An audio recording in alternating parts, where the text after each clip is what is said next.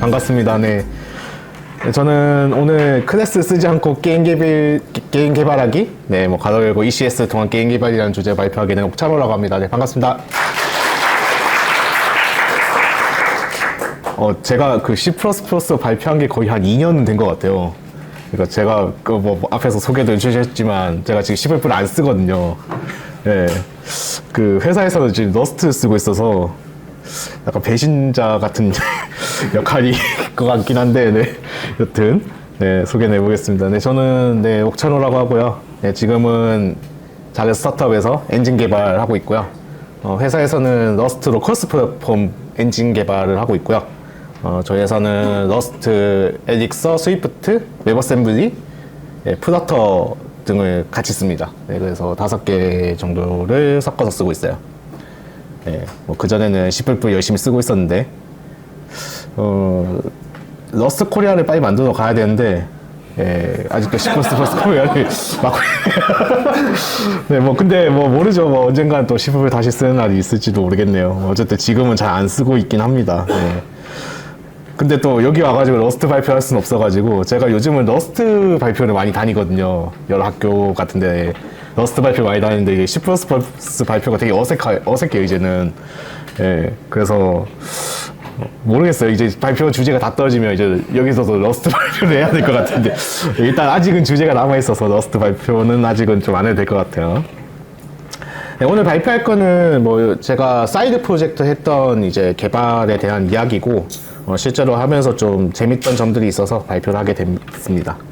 혹시 ECS 들어보신 분 계신가요? 두개 계시네요. ECS로 게임 개발 해보신 분, 아니면 뭐 다른 개발 해보신 분, 계시는구나. 네, 좋습니다. 네.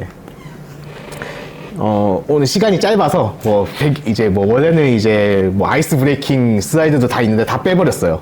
네, 그런 거 없이 그냥 담백하게 가도록 하겠습니다.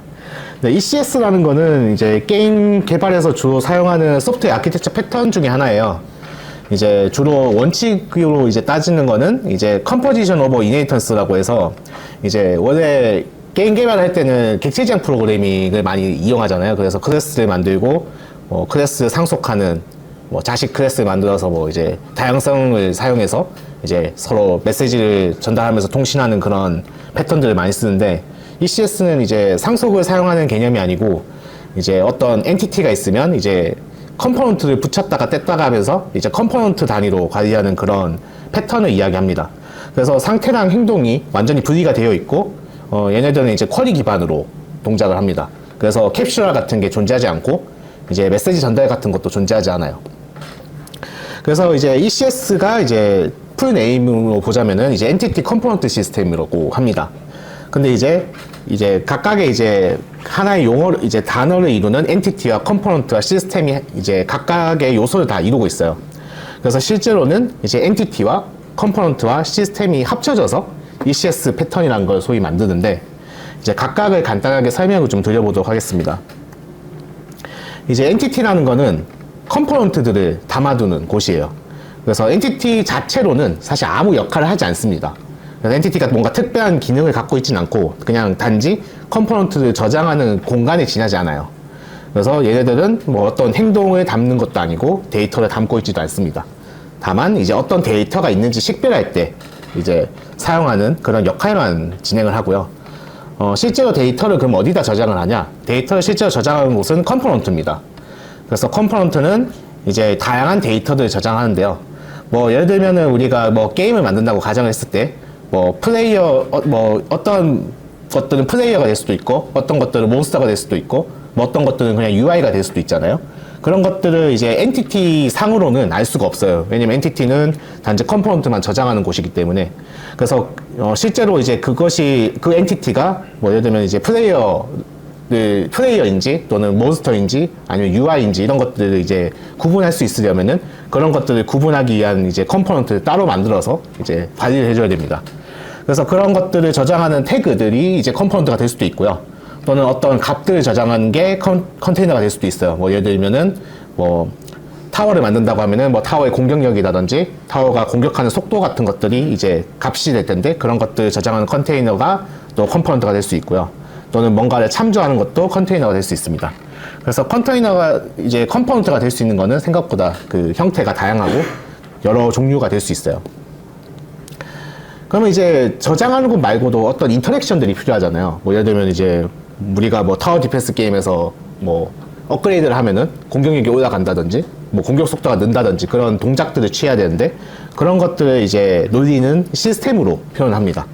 그래서 시스템은 컴포넌트의 데이터를 현재 상태에서 다음 상태로 변환하는 논리들을 이제 기록하는 곳이고 이제 어떻게 돌아가냐면은 이제 엔티티마다 다양한 컴포넌트들이 저장될 수 있잖아요.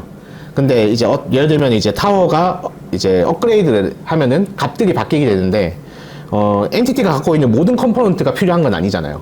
그러니까 예를 들면 뭐 이제 엔티티에다가 뭐 타워의 이름도 저장될 수 있고 뭐 타워의 공격력, 뭐 타워의 공격 속도 등등이 저장될 수 있는데 내가 뭐 예를 들어서 타워가 업그레이드 한다는 시스템을 하나 만든다고 하면은 뭐 이름 같은 건 사실 필요 없잖아요. 그냥 업그레이드 하는데 뭐 필요한 뭐 플레이어의 골드 그리고 각 타워의 뭐 공격력 이런 공격 속도 같은 것만 가져와서 바꿔주면 되기 때문에 전체 엔티티 중에 이제 특정 컴포넌트를 가리키는 엔티티만 필터링해요.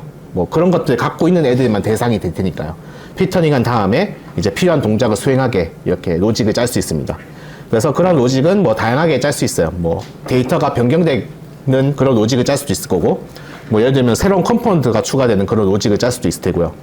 또는 뭐 기존에 뭐 만들고 있던 컨테이너를 삭제해야 될 수도 있겠죠.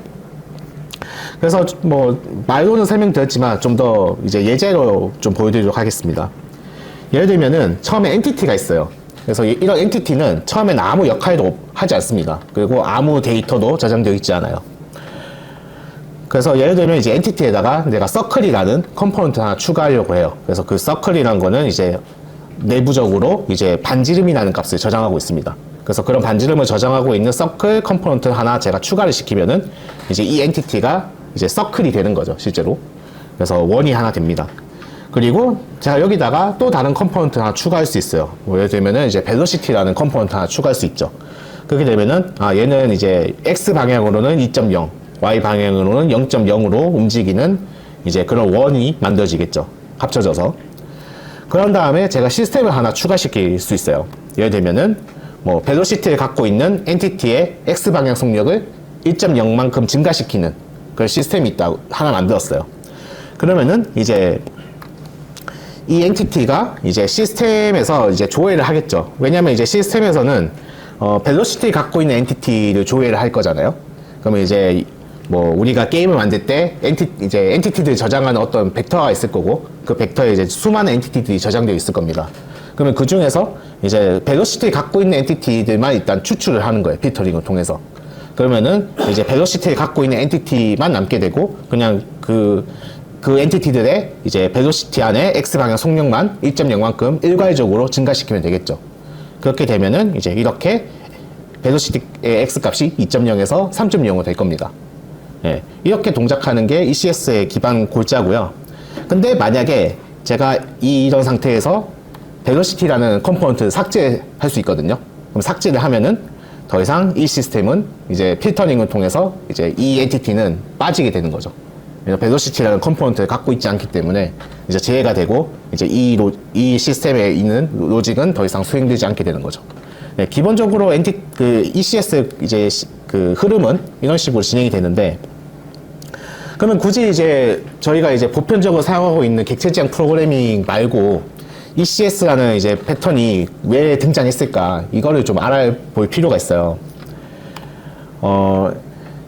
이 구조를 보시면 약간 이해가 되실 수도 있는데, 그 얘기를 넘어가기 전에 일단 뭐 정리를 좀 해보자면은, 이제 엔티티라는 거는 아무 데이터를 갖고 있지 않고요. 엔티티는 그냥 포인터만 갖고 있어요. 그래서 이런 컴포넌트를 갖고 있다. 그래서 데이터를 가리키는 포인터만 들고 있고요. 실제 데이터를 저장하는 거는 컴포넌트들이 합니다. 그리고 마지막으로 시스템이 그런 데이터들을 변형시키는 그런 동작을 합니다. 그래서 ECS를 이 한 장의 그림으로 정리할 수 있을 것 같아요.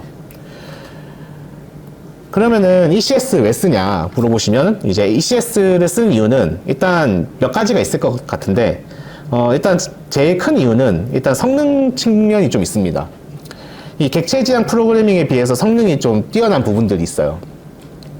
이제 그 이유는 이제 그 이유에 기반이 되는 거는 데이터 지향 디자인 때문인데, 이 데이터 지향 디자인에 대해서 조금 이해를 하시려면은 이제 CS 이제 학부 때 배웠던 이게 컴퓨터 구조나 이제 운영체제 시간에 좀 다루는 것 같아요. 그래서 로컬리티라는 개념이 이제 여기에 좀 녹아 들어져 있습니다.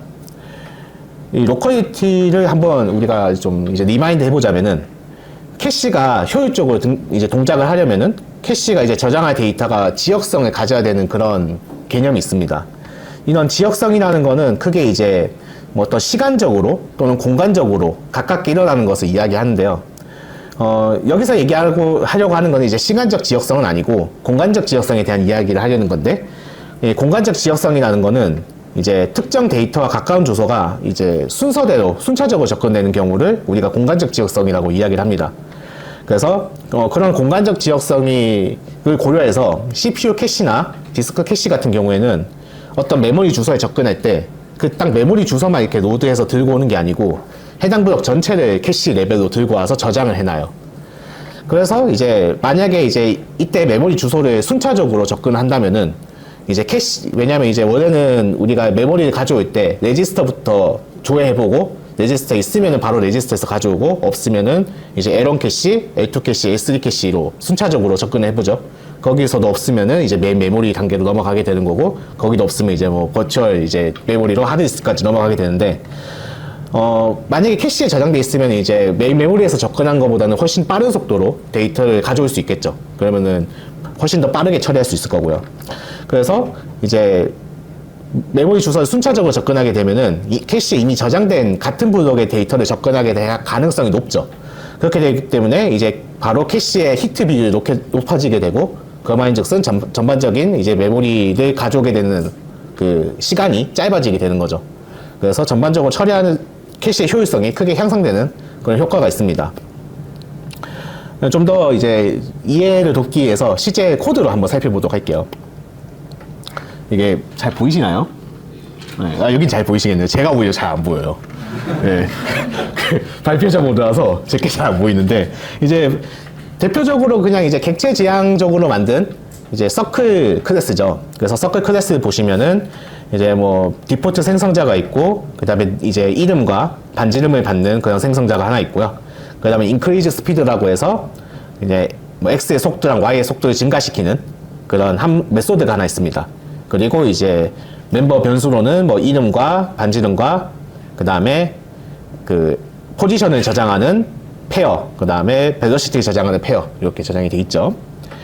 만약에 이제 이런 예제가 있다고 할게요. 예를 들면은 이제 뭐 어떤 프로그램에 서클을 1000개를 만들었다고 할게요. 그래서 지금 이제 서클을 저장하는 서클스라는 벡터를 하나 만들었습니다. 그런 다음에 이제 제가 서클에다가 이제 서클 인스턴스를 각각 다 만들어요. 그럼 1000개가 되겠죠. 그거에 이제 increase speed를 일괄적으로 증가시키고 싶어요. 뭐 이제 원 1000개의 속도를 뭐 x 방향으로 1.0, y 방향으로 1.0 증가시키고 싶다고 할게요. 이렇게 되면은 이제 increase speed에 필요한 거는 이제 결국 velocity잖아요. 나머지는 변수가 필요 없죠. 뭐 name이라든지 반지름이라든지 위치는 사실 관심이 없잖아요. increase speed에 관심이 있는 건 velocity 뿐입니다. 그러면 실제로 우리가 각 인스턴스를 조회하면서 벨로시티 값만 가져와 가지고 계속 늘려주기만 하면 되잖아요. 근데 이제 메모리 매핑 구조를 생각해 보시면 각 벨로시티의 값들은 이렇게 드문드문 존재하게 될 겁니다. 왜냐하면 이제 각 인스턴스는 멤버 변수들이 각자 다 저장을 해야 되잖아요. 그렇기 때문에 각각 벨로시티만 보자면은 이렇게 이제 메모리가 붙어 있는 게 아니고 떨어져 있게 될 거예요. 그렇게 되면 이제 1000개를 조회하면서 이제 값을 증가시키려고 할 때 이제 캐시 히트 비율이 떨어지게 되고, 그러면 이제 매번 메인 메모리까지 접근해서 이제 데이터를 가져오게 될 가능성이 높겠죠. 그렇게 되면은 이제 전반적으로 이제 좀 이제 메모리에 이제 접근하게 되는 속도가 이제 느려지게 되면서 효율이 떨어지게 됩니다. 반면에 똑같은 기능을 하는 거를 ECS로 개발을 해보면은 이런 식으로 될 거예요. 이제 이름만 저장하는 벡터가 따로 있고요. 그 다음에 반지름만 저장하는 벡터가 따로 있고, 그 다음에 위치만 저장하는 벡터가 따로 있고, 이제 속도를 저장하는 벡터가 따로 있게 됩니다. 그리고 이제 각각 컴포넌트마다 이제 뭐 1000개씩 잡을 수 있겠죠. 뭐 1000개가 실제로는 아니겠지만, 지금은 이제 뭐 다 이제 컴포넌트 쓰게 되니까 1000개씩 만들게요. 그래서 이제 포문을 돌면서 이제 각각의 컴포넌트에 대해서 값들을 저장하게 됩니다. 이렇게 했을 때 이제 아까 전에 인크리즈 스피드 같은 걸 만든다고 가정을 하면은 이제 이런 식으로 동작하게 되겠죠. 이제 레인지 베이스드 포문을 돌면서 벨로시티의 x 값과 y 값을 각각 1.0을 증가시키는 이런 함수를 만들고 로직을 수행할 수 있겠죠. 이렇게 되면은 이제 벨로시티들이 벡터에 저장되어 있기 때문에 다 순차적으로 붙어 있잖아요. 그렇기 때문에 이렇게 이제 순차적으로 필드들이 저장되어 있고 접근을 바로 할 수 있기 때문에 이제 로컬리티 개념을 활용해서 이제 캐시 히트 비율이 높아지게 되고 전반적으로 이제 메모리에서 데이터를 가져오는 그런 시간에 단축이 되면서 전반적으로 퍼포먼스가 향상되는 그런 효과를 좀 누릴 수 있습니다. 근데 약간 단점이 있긴 해요. 저도 이제 회사에서는 객체지향으로 객체지향 프로그래밍으로 한 5, 6년 하다가 처음에 사이드 프로젝트 ECS 쓰려고 하니까 약간 뭐라 그러지? 약간 머리가 굳어서 그런 건지 너무 익숙해져서 그런 건지 처음에 ECS 짜려고 하면 잘 안 짜집니다. 이런 식으로. 왜냐면은 애초에 우리가 객체지향에 익숙해져 있던 그런 사고에서 좀 벗어나서 짜야 되는 그런 개념이다 보니까 처음엔 좀 익숙하지 않으실 수도 있어요. 그래서 저도 처음에 적응하는 데는 조금 이제 좀 시행착오들이 있었고요. 근데 이제 좀 적응하고 써보시면은 꽤 괜찮습니다. 약간 우리가 객체지향 프로그래밍 할 때는 약간 100% C++ 쓰는 느낌이면은 이 ECS를 개발해 보시면은 약간 C 반, C++ 반? 약간 이런 느낌으로 개발하실 수 있어요. 약간 뭐 양념반, 후라이드반 같은 느낌인데, 약간 C 느낌이 많이 나면서 C++도 어느 정도 쓰는 약간 그런 느낌을 많이 받으실 거예요. 이런 ECS 라이브러리는 이제 언어마다 다 라이브러리들이 존재합니다. 이제 뭐 여러분들이 주로 사용하시는 C++과 C#, 뭐 파이썬, 뭐 저는 이제 회사에서 러스트 쓰니까 러스트도 써봤었고요. 뭐 그에 루아도 있고 자바스크립트도 다 ECS 라이브러리들이 존재합니다. 예. 그 중에서 이제 C++에서 사용하고 있는 거는 이제 ENTT가 있고 NTTX, 그 다음에 FFX.라는 이제 라이브러리가 좀 많이 쓰이는 라이브러리들인데, 제가 이제 주로 많이 사용하는 거는 ENTT라는 라이브러리를 많이 사용합니다. 이제 ENTT 라이브러리는 이제 오픈소스 라이브러리인데요. 이제 좋은 점은 일단 싱글 헤더 파일이 있어서 별로 우리가 보통 라이브러리 쓸 때 이것저것 좀 세팅을 해줘야 되는 게 있는데, 이 라이브러리는 일단 세팅할 게 별로 없어요. 그냥 싱글 헤더만 추가하면 뭐 알아서 다 되고요. 그리고 이제 저는 오픈소스 라이브러리 쓸 때 이제 좀 실제 사용 사례가 있는가를 좀 봐요. 왜냐면은 오픈소스 라이브러리 중에 좀 이제 언스테이블한 것들이 많잖아요. 그래서 좀 어느 정도 실제로 투입된 사례가 있는가를 보는데, ENTT는 일단 검증이 끝난 게 일단 마인크래프트에서 쓰더라고요. 그래서 마인크래프트 인핸스드 에디션이 C++로 재개발된 버전인데 그 버전에 이 라이브러리가 들어가 있습니다.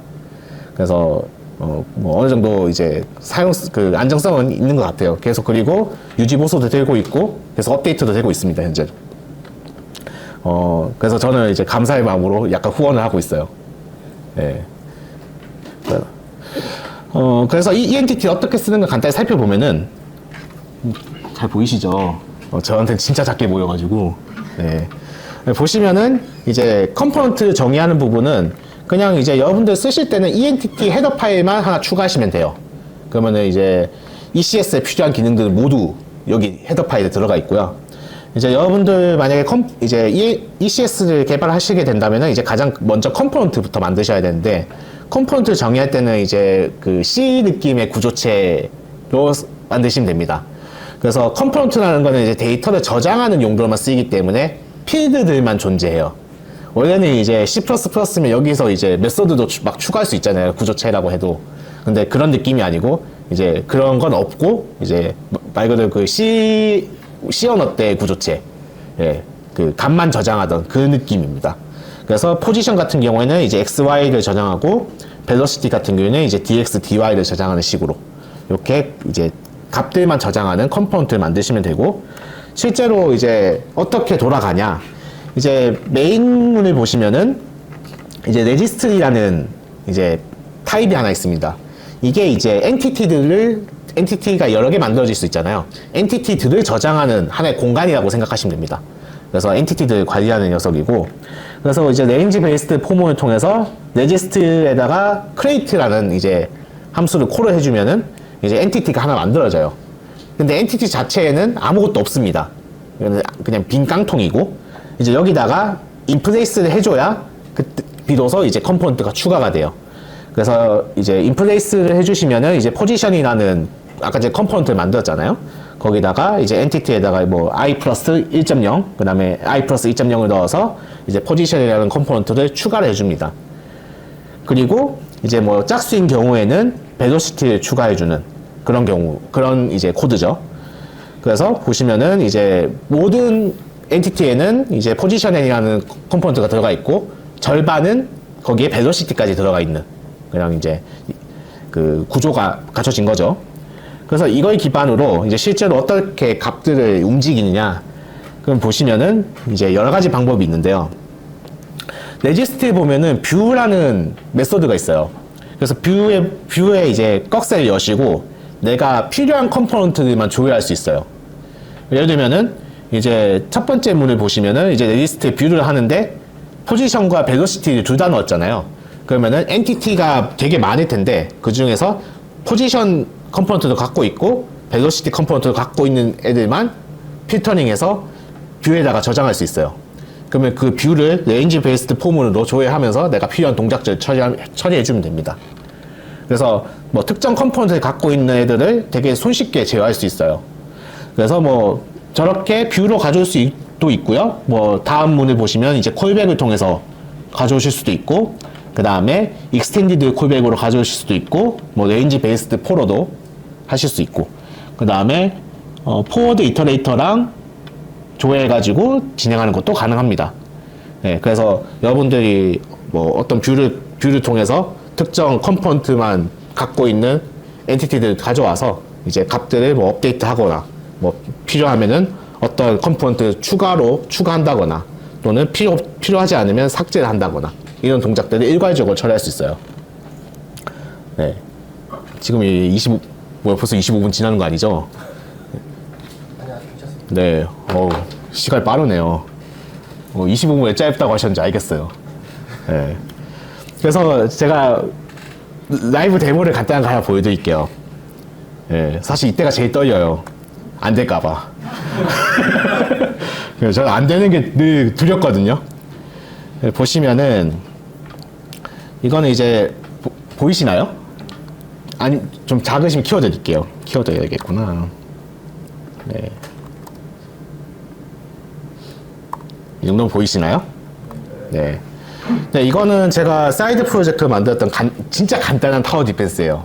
그래서 여긴 보시면은 이제 아까 전에 얘기했던 ECS 기반으로 개발이 되어 있고요. 일단 뭐 실행되는 모습을 보여드리고 구조를 좀 보여드리도록 할게요. 이게 안 되면 이제 망하는 건데. 손이 떨리네요.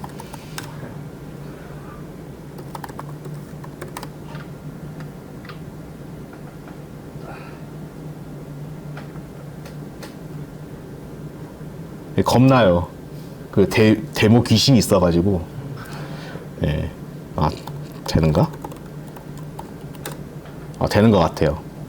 그래서 뭐 진짜 간단한 예제, 뭐 화려한 거 하나도 없고요.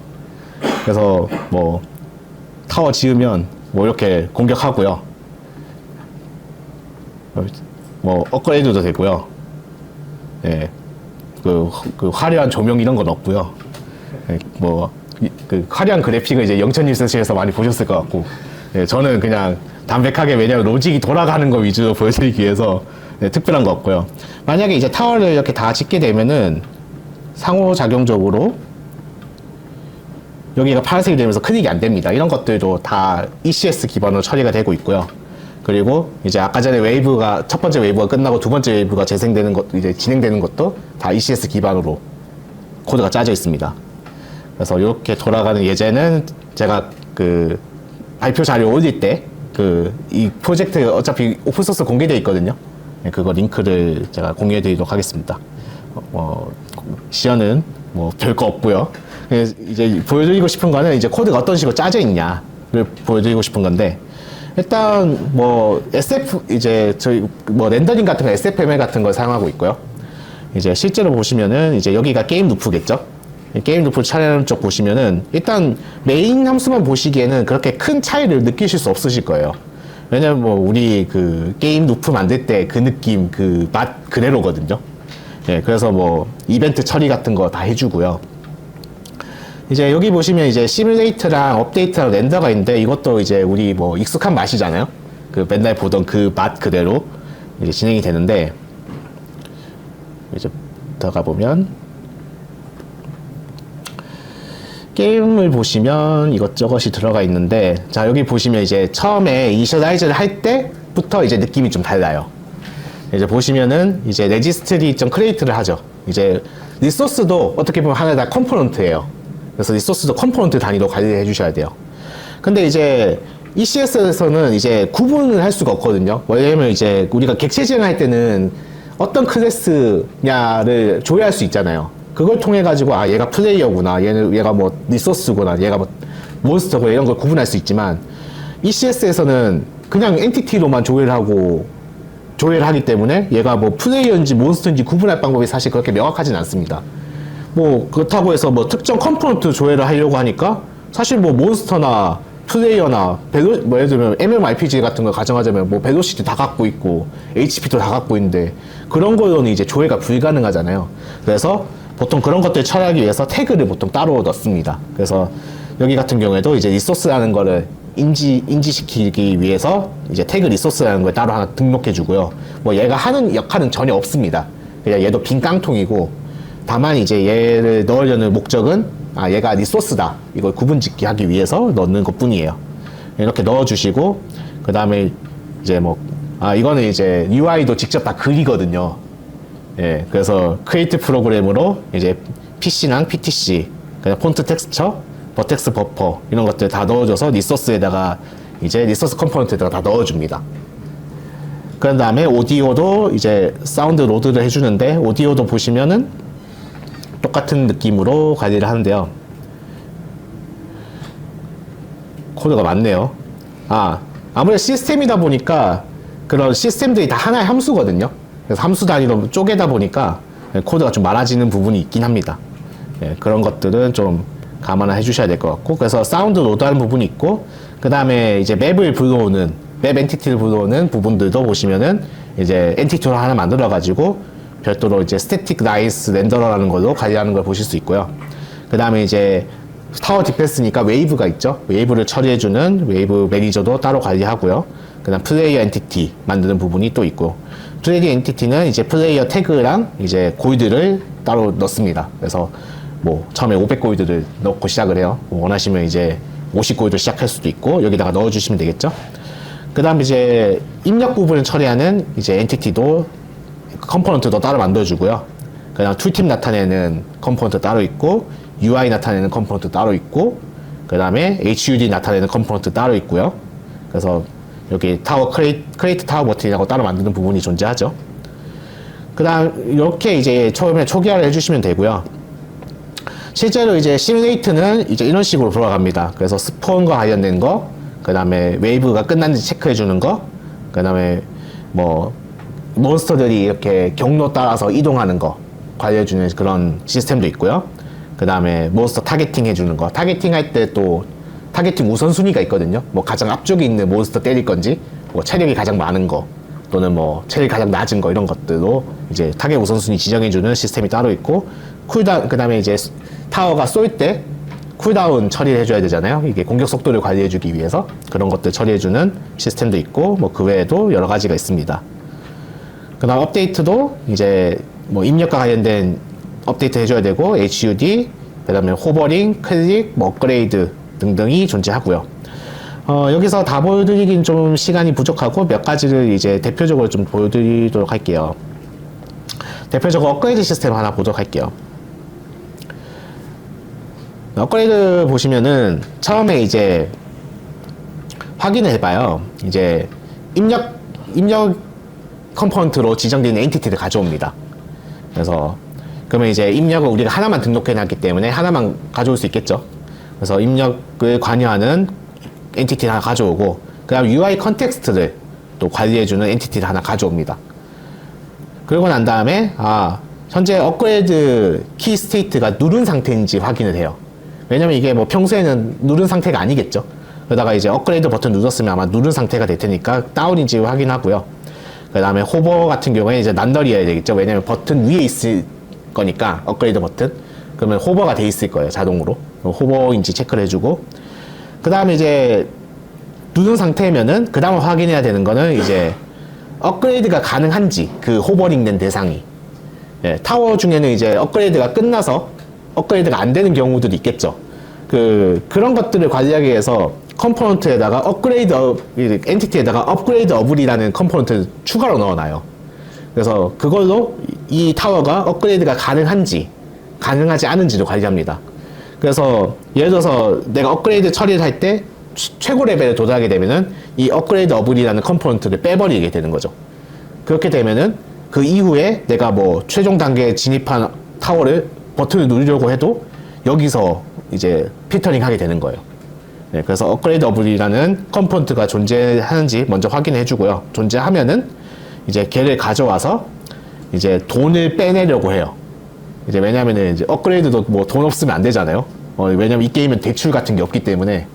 네, 그래서 뱅크 위드드로우라는 걸 시도를 하는데, 뱅크 위드드로우를 잠깐 봐드리면은 뭐 간단합니다.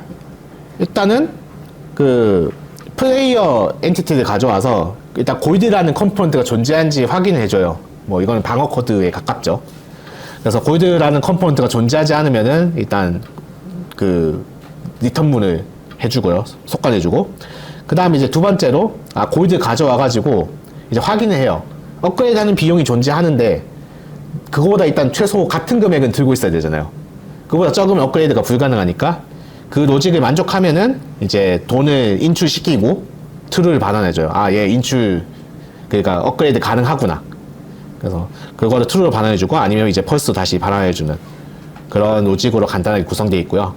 만약에 이제 인출에 성공했으면은 이 안쪽 문으로 들어와서 실제 업그레이드 진행을 합니다. 그리고 이제 업그레이드 키 스테이트를 다운을 바꿔주는 거죠. 그래서 실제 업그레이드 진행하는 걸 보시면은 코드가 조금 복잡하긴 하네요. 사실 오랜만에 봐서 그럴 가능성이 높아요. 진짜 오랜만에 보는 코드네요. 네. 그래서 여기 업그레이드가 이제 그 펑터로 등록이 돼 있거든요. 그래서 왜냐면 이제 각 업그레이드를 하는 부분이 다르잖아요. 왜냐면 예를 들면 타워 종류가 여러 개가 되면은 타워마다 수치를 바꿔야 되는 게 서로 다르죠. 그리고 타워마다 갖고 있는 컴포넌트도 서로 다를 거고, 그런 것들 처리하기 위해서 업그레이드라는 이제 펑터를 따로 만들어서 관리를 하고 있고, 요거는 또 지정하는 게 있습니다. 어디 쓰려나. 코드 참 복잡하게 짜놨네요, 저도. 네, 신기한 것 같아요. 찾아보면 되겠죠?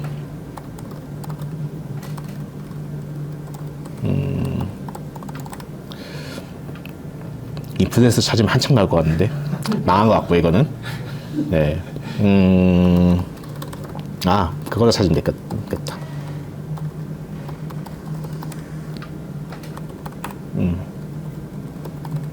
요걸로 찾으면 되겠네. 여기 있네요. 이제 타워를 처음에 살 때는 이런 식으로 등록을 해줍니다. 타워에 관한 정보들을. 그래서 이게 타워임을 나타내는 태그와 뭐 포지션, 그 다음에 크기, 그 다음에 색깔, 뭐 텍스트 렌더러, 그 다음에 뭐 쉐이프 렌더러, 그 다음에 타워 이름, 그 다음에 타겟터, 그 다음에 업그레이더블, 그 업그레이드 가능한 거 추가한다고 했잖아요. 그 다음 호버 가능하다는 거 나타내는 호버블, 그 다음에 파인드 타겟을 찾아야 되기 때문에 파인드 타겟이라는 컴포넌트도 따로 등록을 해줍니다. 그래서 실제로 여기 보시면은 이제 타워 레벨 2를 만들 때 이걸 호출하게 될 거잖아요. 보시면은 이제 컬러랑 네임이랑 타겟터는 바꾸는 걸 볼 수 있어요. 이게 이제 기존 컴포넌트의 값을 아예 새 걸로 교체해 주는 게 리플레이스라는 메소드거든요. 그래서 리플레이스를 통해서 그 타워 레벨 2의 색깔이 다르거든요, 원하고. 그래서 색깔을 바꿔주고 이름 바꿔주고 타겟터 바꿔주는데 레벨 2 이상은 없기 때문에 요때 이제 업그레이드 어블은 빼줍니다.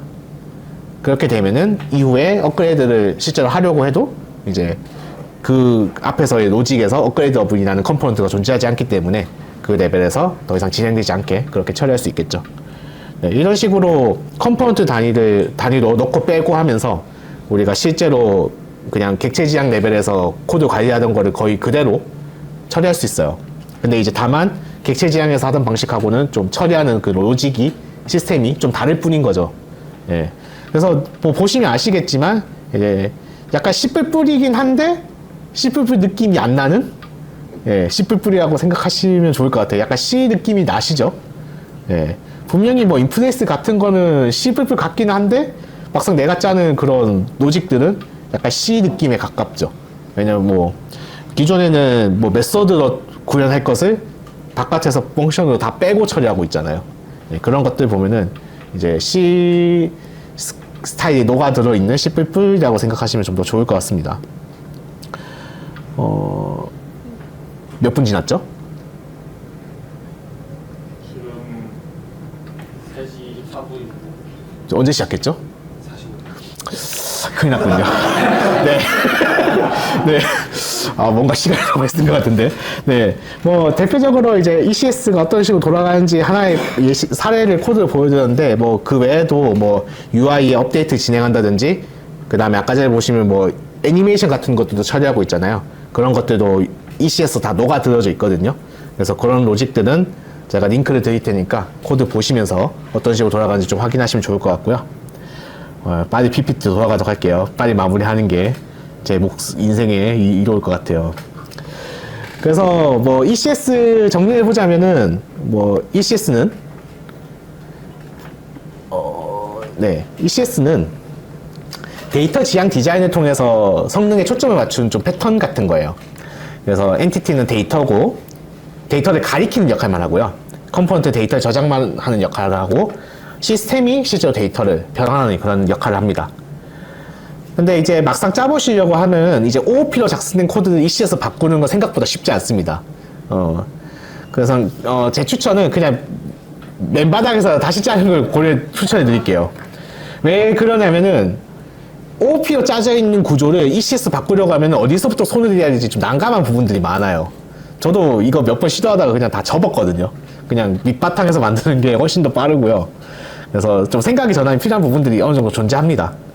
근데 ECS 바꾸고 나면 또 좋은 점도 있어요. 게임 로직이 우리가 객체 지향으로 짜져 있는 코드를 처음 보면은 어떻게 돌아가는지 사실 파악하는데 시간이 꽤 걸리거든요. 근데 이 ECS는 좀 C 스타일이 녹아져 있는 패턴이다 보니까 게임 로직을 흐름을 따라가는 건 훨씬 더 쉬운 면들도 존재합니다. 왜냐면 위에서 아래로 쭉 흩으면 되거든요. 예, 그런 부분은 좀 게임 로직이 직관적으로 보이는 효과는 있는 것 같고요. 그래서 뭔가 OOP에 질리셨거나 뭔가 나는 새로운 길을 찾아 떠나고 싶다. 그러니까 새로운 거 공부해보고 싶다. 이런 분들이 있으시다면 ECS로 한 번씩 경험해 보시는 것도 좀 괜찮을 것 같습니다. 제가 참고한 자료는 단 것 같고요. 네. 짧은 시간이라고 얘기하기에는 너무 긴 것 같아요. 네. 아무튼 발표 들어주셔서 감사하고요. 네. 감사합니다. 네.